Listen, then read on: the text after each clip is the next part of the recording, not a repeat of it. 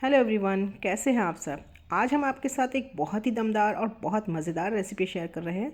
जी हाँ फ्रेंड्स, आज हम आपके साथ दम आलू की रेसिपी शेयर कर रहे हैं। इसको आप कश्मीरी दम आलू या फिर शाही दम आलू के नाम से भी जानते हैं। रेस्टोरेंट्स और ढाबे में तो आपने इसको कई बार खाया होगा, लेकिन आज हम इसको घर पर बनाएंगे, और वो भी घर में ही अवेलेबल इंग्रेडिएंट्स के साथ। एकदम सिंपल और इजी मेथड से हम इनको बनाएंगे और ये बहुत ही शानदार दम आलू बनकर तैयार होंगे फ्रेंड्स। इनको हमने सर्व किया है इस क्रिस्पी और बहुत मज़ेदार मल्टी लेयर्ड रोटी के साथ। इसको आप एक टाइप का पराठा भी समझ सकते हैं फ्रेंड्स।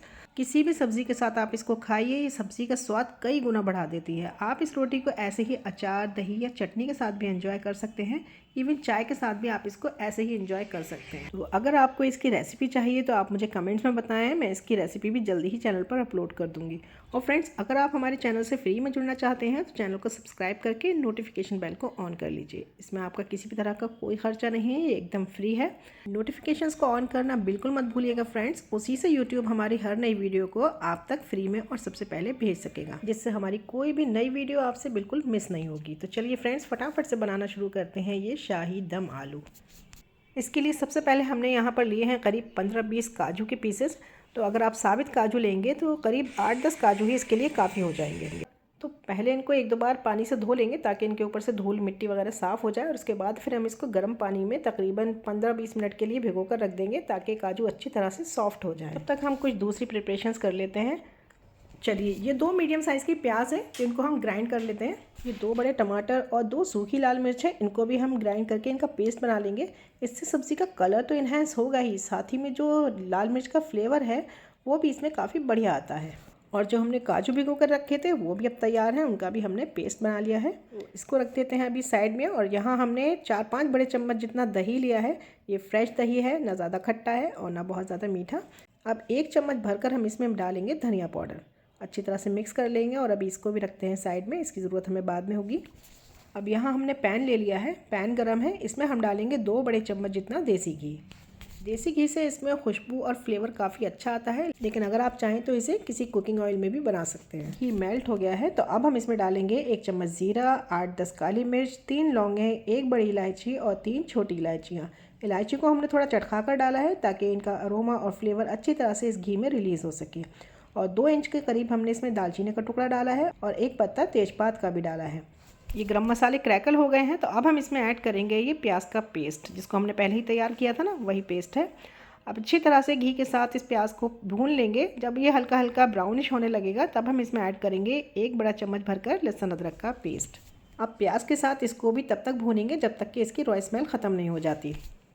उसके बाद हम इसमें ऐड करेंगे ये काजू का पेस्ट। आप चाहें तो काजू की जगह इसमें खरबूजे के बीज, जिनको मगज़ कहते हैं, वो भी यूज़ कर सकते हैं। उनसे भी ये सब्ज़ी इतनी ही टेस्टी बनेगी फ्रेंड्स। काफ़ी ढाबे वाले और कुछ रेस्टोरेंट्स वाले भी ऐसे हैं जो कि काजू की जगह खरबूजों के बीज यूज़ करते हैं, क्योंकि ये काफ़ी सस्ते मिलते हैं और काजू काफ़ी महंगे होते हैं। अब काजू को भी हमने भून लिया है तो अब हम इसमें डालेंगे आधा चम्मच हल्दी पाउडर और 1 चम्मच हम डाल रहे हैं इसमें कश्मीरी लाल मिर्च पाउडर। इससे सब्ज़ी का कलर बहुत अच्छा आता है। और जो तीखेपन के लिए तो हमने टमाटर के साथ लाल मिर्च पीसी थी ना, बस वही काफ़ी है। आप अगर ज़्यादा तीखा खाते हो तो इस टाइम आप नॉर्मल रेड चिली पाउडर भी अपने टेस्ट के अकॉर्डिंग ऐड कर सकते हैं। अब हल्दी और मिर्च भी भुन गई है तो अब हम इसमें ऐड कर देते हैं ये टोमेटो पेस्ट। इससे सब्ज़ी का कलर और भी निखर कर आएगा, क्योंकि जो टमाटर हैं उनकी सुर्खी है और जो लाल मिर्च हमने डाली है उससे सब्ज़ी में तीखापन और फ्लेवर तो आएगा ही, इसका कलर भी और ज़्यादा इन्हेंस होगा। टमाटर को मिला दिया है और साथ में डाला है 1 चम्मच नमक। नमक आप अपने टेस्ट के अकॉर्डिंग ले लीजिएगा। अब काजू की वजह से क्या होता है फ्रेंड्स के जो ग्रेवी है वो कई बार काफ़ी उछलती है और इसके छींटे ऊपर उड़ते हैं, तो आप इसको एक ढक्कन से कवर कर दीजिए और लो फ्लेम पर इसको थोड़ी देर के लिए पका लीजिए ताकि जो टमाटर हैं उनका मॉइस्चर ख़त्म हो जाए, टमाटर और मसाले अच्छी तरह से भुन जाएं और जो घी है वो अच्छी तरह से सेपरेट हो जाए। अब ये देखिए किनारों पे आपको घी दिखने लगा ना, बस यही पहचान है कि मसाला अच्छी तरह से भुन गया है। अब मसाला बहुत बढ़िया और दानेदार दिखने लगा है तो अब हम इसमें ऐड कर देंगे वो दही जिसमें हमने धनिया पाउडर मिला के रखा था। और गैस की फ्लेम को भी हमने अभी बढ़ाया नहीं है, हमने लो फ्लेम पर इनको ढक्कन से कवर करके पकाया था, बस उसी फ्लेम पर हम अभी इसको रखेंगे और हम इसमें दही ऐड करेंगे। अब किसी भी पाउडर मसाले को अगर हम दही में मिक्स कर लेते हैं तो उससे दही के जो फटने के चांसेस हैं वो बिल्कुल ख़त्म हो जाते हैं। और सभी चीज़ों को अच्छी तरह से मिक्स कर देंगे और ढक्कन से कवर करके इसको हम धीमी आंच पे थोड़ी देर के लिए पका लेंगे। ढक्कन हटाकर इसको ओकेजनली 1-2 बार बीच में चला दीजिएगा फ्रेंड्स, क्योंकि जो काजू हैं उनकी वजह से ग्रेवी तली में काफ़ी चिपक जाती है, तो इसके जलने के चांसेस काफ़ी ज़्यादा हो जाते हैं। अब ये देखिए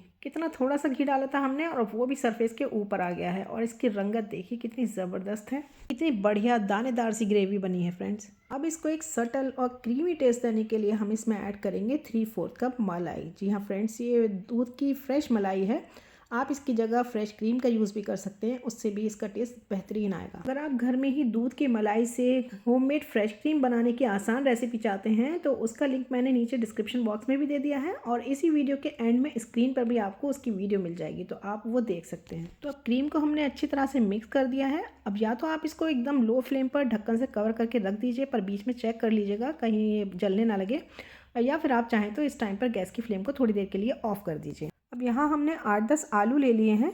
अगर आपके पास आलू बड़े साइज़ के हों तो उनको हाफ़ में कट कर लीजिएगा, लेकिन कोशिश कीजिएगा कि आप इसके लिए छोटे वाले आलू लें। साबित आलू और छोटे छोटे आलू ही इसमें देखने में बहुत अच्छे लगते हैं। अब इन आलूओं को हम इस तरह से एक फोर्क की हेल्प से प्रिक करेंगे, लेकिन ये काम काफ़ी केयरफुली कीजिएगा फ्रेंड्स, इससे हाथ में चोट भी लग सकती है।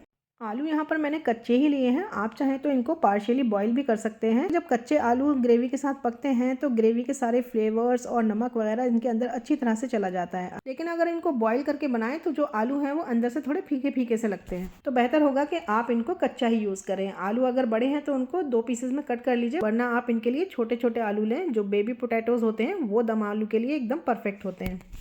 तो फ्रेंड्स अब हम इनको फ्राई करेंगे। तो यहाँ मैंने कढ़ाई में ऑयल ले लिया है इनको डीप फ्राई करने के लिए, और मैं ऑयल में डाल रही हूँ आधा चम्मच के करीब नमक। अब यहाँ ऑयल में नमक डालने से हमें कई फ़ायदे होंगे फ्रेंड्स, क्योंकि ये आलू कच्चा है तो इसके अंदर चीज़ों को एब्जॉर्ब करने की, सोखने की अभी कैपेसिटी है, तो ये नमक को अपने अंदर एब्जॉर्ब करेगा। इसकी वजह से आलू बहुत ज़्यादा मज़ेदार बनेंगे और बिल्कुल भी फीके नहीं लगेंगे, और जो आलू हैं वो जल्दी फ्राई भी होंगे, और जो उनके ऊपर कलर है वो बहुत प्यारा सा गोल्डन आएगा। बस अब इनको फ्राई कर लेंगे। फ्लेम का आपको ध्यान रखना है, एकदम हाई फ्लेम पर इनको फ्राई मत कीजिएगा फ्रेंड्स, क्योंकि जो आलू हैं वो ऊपर से बहुत ज़्यादा डार्क हो जाएंगे और अंदर से एकदम कच्चे रह जाएंगे। तो हमें आलूओं को थोड़ा गलाना भी है, तो करीब 50 to 60% हम इनको गलाएंगे भी, तो इसके लिए आप फ्लेम को मीडियम टू मॉडरेट हाई रखिएगा। तो इसी तरह हमने सभी आलूओं को फ्राई कर लिया है। ये देखिए फ्रेंड्स कितना अच्छा सा कलर आया है इनके ऊपर, और ये आलू अंदर से गल भी गए हैं 50 to 60% या थोड़ा इससे ज़्यादा ही देखिए ये पक गए हैं। अब जो मसाले को हमने लो फ्लेम पर कवर करके पकने के लिए रखा था उसको देख लेते हैं। ये देखिए इसका कलर और टेक्सचर देखिए, आया है ना एकदम बेहतरीन। तो बस यही तो हमें चाहिए। तो अब हम इसमें थोड़ा पानी ऐड करेंगे। तो जो मेरा काजू पेस्ट वाला बोल था उसी को खंगाल कर मैंने इसमें पानी डाल दिया है। करीब 1 कप मैंने पानी डाला है। पानी को अच्छी तरह से मिला लेंगे, और इस पानी के साथ हम आलूओं को अब कुक करेंगे, ताकि जो हमारे आलू में थोड़ी बहुत कसर है वो पूरी हो जाए, वो पूरी तरह से गल जाए। तो इसमें डालेंगे हम फ्राई किए हुए आलू और ढक्कन से कवर कर देंगे। पहले हम गैस को फुल पर करेंगे ताकि इसमें अच्छी तरह से एक बॉयल आ जाए। उसके बाद फिर फ्लेम को लो टू मीडियम कर देंगे और आलूओं के पूरा गलने तक इनको पका लेंगे। बीच में 1-2 बार ढक्कन हटाकर इनको चलाएंगे भी और चेक भी करेंगे। ये देखिए आलूओं को हमने पूरा गलने तक पका लिया है, और इसका टेक्सचर और जो कंसिस्टेंसी है वो आपको चेक कराती हूँ। ये देखिए कितनी ज़बरदस्त है ना। इसकी जो ग्रेवी है वो थोड़ी गाढ़ी हो और आलूओं के ऊपर थोड़ी लिपटी हुई हो तभी ज़्यादा अच्छी लगते हैं। बाकी आपकी चॉइस है, आप इसको ज़्यादा लूज़ करना चाहें तो थोड़ा ज़्यादा पानी ऐड कर सकते हैं। ठंडे होने पर ये ग्रेवी थोड़ी सी और थिक हो जाएगी। और जो आलू हैं ये देखिए पूरे अंदर तक अच्छी तरह से गल गए हैं, परफेक्टली डन है। और ये हमारे एकदम ज़बरदस्त मज़ेदार और शानदार दम आलू बनकर ऑलमोस्ट तैयार हैं। तो बस इनके ऊपर डालेंगे 1 चम्मच भरकर कसूरी मेथी, जिसको हमने तवे पर ड्राई रोस्ट कर लिया है, और आधा चम्मच गरम मसाला पाउडर। इससे इसका टेस्ट और फ्लेवर और भी ज़्यादा इन्हेंस हो जाएगा। और साथ में डालेंगे थोड़ा सा बारीक कटा हुआ हरा धनिया, और ढक्कन से कवर करके इसको सिर्फ 1 मिनट के लिए सिम पर रखेंगे, ताकि इसको चलाने से जो इसका ऑयल है ना वो थोड़ा सा डिस्टर्ब हो गया है तो वो सरफेस के ऊपर आ जाए, जिससे हमारी सब्ज़ी लगेगी और भी ज़्यादा टेम्पटिंग और माउथ वाटरिंग। क्योंकि देखिए कोई भी डिश हो उसका प्रेजेंटेशन और जो लुक है वो बहुत इंपॉर्टेंट होता है। जब कोई चीज़ देखने में अच्छी लगेगी तो उसको खाने का भी मन अपने आप से करेगा। तो मुझसे तो अब बिल्कुल भी इंतज़ार नहीं हो पा रहा है फ्रेंड्स, और मैं इसको सर्व कर रही हूँ अपनी प्लेट में, और इसको मैं एंजॉय करूँगी मल्टी लेयर्ड रोटी के साथ। तो आप कब ट्राई कर रहे हैं इस रेसिपी को मेरे तरीके से? आजकल तो सीज़न है छोटे आलूओं का, तो आप जल्दी ही इसको ट्राई कीजिए और अपना फीडबैक मेरे साथ ज़रूर शेयर कीजिएगा। मुझे यकीन है ये आपको ज़रूर पसंद आएगी। इंस्टाग्राम और फेसबुक पर भी आप हमें फॉलो कर सकते हैं, लिंक डिस्क्रिप्शन में है। चलती हूँ, नेक्स्ट टाइम फिर मिलेंगे एक और मज़ेदार, अमेजिंग और माउथ वाटरिंग रेसिपी के साथ। Till then take care, bye bye.